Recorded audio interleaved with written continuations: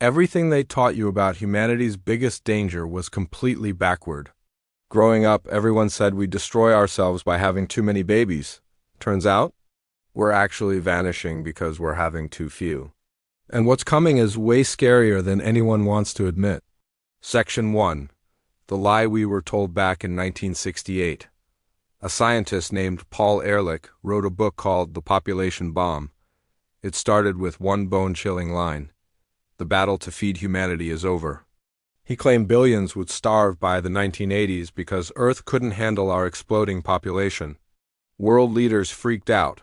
India sterilized millions of people against their will. China created its harsh one-child rule. Everywhere you looked, images of overcrowded cities made it seem like we were multiplying ourselves to death. But here's the thing, they got it completely wrong. While everyone was scared of too many people, something else was quietly happening. Humanity hit the brakes, hard. We're not drowning in overpopulation. Instead, we're staring down a population collapse that's never happened before in human history. Welcome to what I call the Great Graying. For the first time since the Black Death wiped out Europe in the 1300s, human numbers are about to shrink. But here's the twist. Back then, a disease killed people. Today, we're simply choosing not to create new life. Birth rates worldwide have crashed. And unlike an economic crash that governments can fix with money, this demographic freefall can't be reversed. Once it starts, the math works against us so powerfully that stopping it becomes nearly impossible. Section 2. The magic number we're failing to hit. To grasp how serious this is, you need to understand one number, not stock prices. Not inflation. Just this, 2.1. That's the replacement rate. In modern countries where babies usually survive, each woman needs to average 2.1 kids to keep the population steady. One replaces mom, one replaces dad, and that extra 0.1 covers kids who sadly don't make it to adulthood. Hit 2.1, population stays the same. Back in 1965, the global average was 5.0, and populations doubled every generation. But drop below 2.1, you start a slow death march toward extinction. Right now, 2/3 of all humans live in countries below that magic number. The US sits at 1.6, Germany's at 1.3, Italy and Spain just 1.2, but the real disaster zone? East Asia, South Korea has shattered every prediction experts ever made. In 2024, their rate fell to 0.72. Let that sink in. This isn't just low, it's demographic suicide. At 0.72, every 100 Koreans today becomes only 35 in the next generation.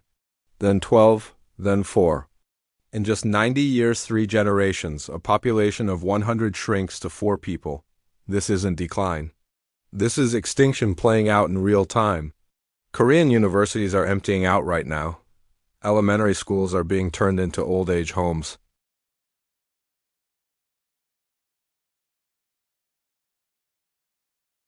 China's walking the same path, just 10 years behind. For years, the Chinese government bragged that their one-child policy prevented 400 million births. They thought they were heroes. Actually, they destroyed their own future. In 2023, China lost 2 million people.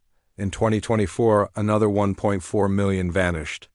Official numbers say their fertility rate is about 1.0. Independent researchers, they think it's closer to 0.8. China now faces what experts call the 4-2-1 problem. Because of that one-child rule, the average 30-year-old Chinese person is an only child. When they marry another only child, those 2 people have to support 4 aging parents plus their 1 kid, 2 workers supporting 5 dependents. No tax system on earth can survive that math.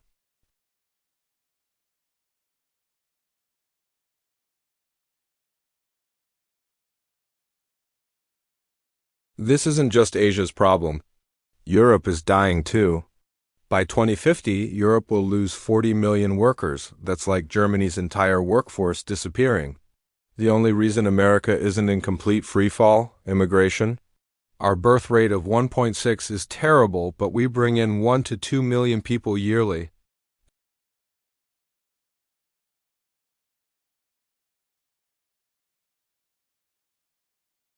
Next, let me show you why this population collapse will destroy our entire financial system.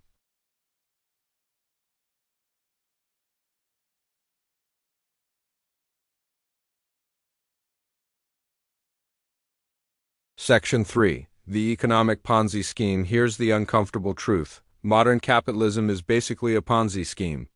I'm not saying it's criminal, I'm saying it's structural. Our whole economy assumes one thing. Tomorrow we'll always have more people than today. More workers paying taxes. More buyers wanting houses. More consumers buying products. When populations grow, you get automatic economic growth. Even if nobody gets more productive, the economy expands simply because there are more people in it. But when populations shrink, the machine goes into reverse. And all the financial tricks that boost a growing economy? They magnify the collapse when it shrinks. First victim, pensions. When Germany created the world's first government pension in the 1880s, retirement started at 70, average life expectancy, 45 years old. The system was designed so most people died before collecting anything. Brilliant tax collection strategy. Even when America created Social Security in the 1930s, there were 42 workers for every retiree. Easy math, 42 people each chip in a little to cover grandma's retirement. Today in developed countries, that ratio has collapsed. Europe has roughly 3 workers per retiree. By 2050, it'll drop below 2. You cannot tax 2 workers enough to cover one retiree's pension, healthcare, and nursing home without destroying those workers financially. Mathematically impossible. The result? Governments steal from the young to pay for the old. They borrow massive amounts, leaving the bill to future generations. Those young people, crushed by taxes and debt, can't afford kids. Birth rates drop further. Fewer future workers means even higher taxes. It's a death spiral. Second victim, real estate. For 50 years, middle-class wealth strategy was simple. Buy a house, pay it off, sell for profit at retirement. This worked because of baby boomers, the biggest generation in history. As they moved through life, they created a massive demand wave that pushed housing prices up for decades. But boomers are now in their 70s and 80s. They're starting to sell.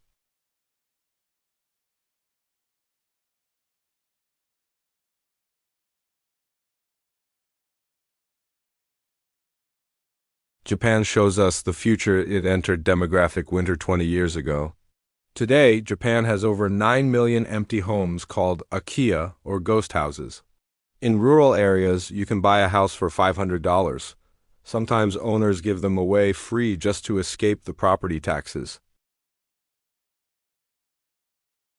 Real estate only has value if someone wants to live there. As populations shrink, land scarcity disappears.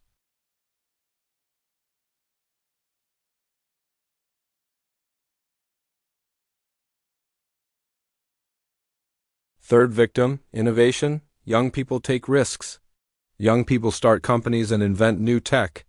Young people demand change. Old people, they preserve what they have, vote for stability, and block new development. A shrinking society becomes an aging society ruled by the elderly. Look at Japan again. Advanced technology, yet almost no new global software companies in 20 years. The same giant corporations from the 1980s still dominate. Why? Because capital is trapped in elderly hands, going into safe government bonds instead of risky startups. This creates what economists call secular stagnation. The economy doesn't crash, it suffocates. Growth flatlines to 0% or 0.5% yearly. Wages freeze. Society's energy fades. It becomes a museum economy beautiful to visit, but the future isn't being built there anymore. Finally, the debt market collapses. Our entire financial system runs on credit. Governments borrow today, promising future taxpayers will repay it. Companies borrow based on promises of future growth.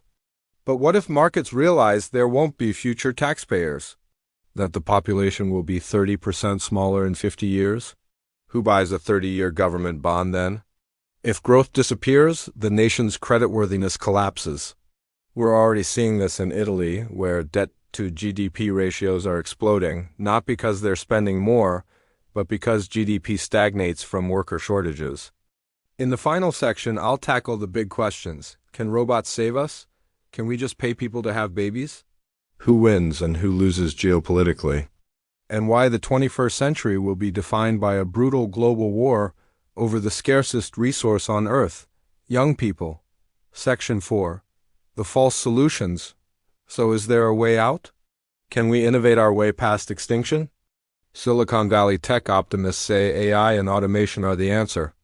As workforces shrink, robots simply replace the jobs, maintaining productivity with fewer humans. Sounds great, right? But there's a fundamental problem. Robots don't consume.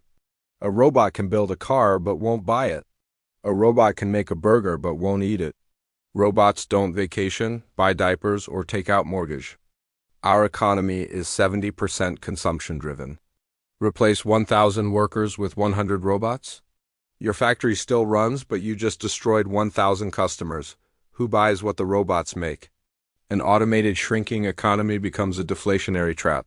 Supply from robots stays high while human demand falls. Prices collapse. Capitalism needs circulation, not just production. What about throwing money at the problem? Governments from Seoul to Budapest are trying to bribe citizens to have babies. South Korea has spent over $200 billion in 15 years on childcare subsidies, newborn cash payments, and subsidized housing for newlyweds. Result? Fertility rates dropped even further. Hungary offers lifetime income tax exemptions for women with 4 children. Barely move the needle. Money can't fix this. The reasons people aren't having kids go deeper than economics. It's cultural, psychological, and existential. That leaves one desperate option: migration. This is the Anglosphere strategy: US, Canada, UK, Australia. They're plugging demographic holes by importing millions from developing countries. Short term?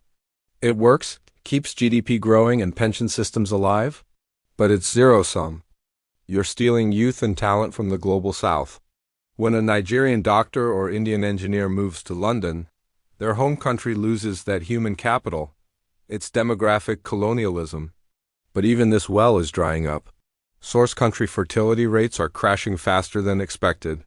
India is now at 2.0 below replacement in cities. Bangladesh at 1.9, Latin America aging rapidly. By 2040, there won't be surplus youth to import. The world will enter talent wars. Countries will compete aggressively for young people, offering citizenship, tax breaks, and bonuses. Japan and China, culturally resistant to mass immigration, will likely lose this war. They'll choose ethnic homogeneity over economic growth, accepting slow, managed decline. Section 5. Geopolitical winners and losers. So who comes out ahead in the age of depopulation? The loser, China. China drew the worst hand in the demographic lottery. Getting old before getting rich, no social safety net. A massive gender imbalance: 30 million more men than women. Their decline will be fast and potentially violent. The survivor, United States. America has the best demographics among developed nations. A culture that assimilates immigrants better than Europe or Asia, the millennials, who are actually a large generation unlike in Europe. The U.S. will slow down but won't collapse. The casualty, Europe becomes the museum. Rich, safe, pleasant, but irrelevant.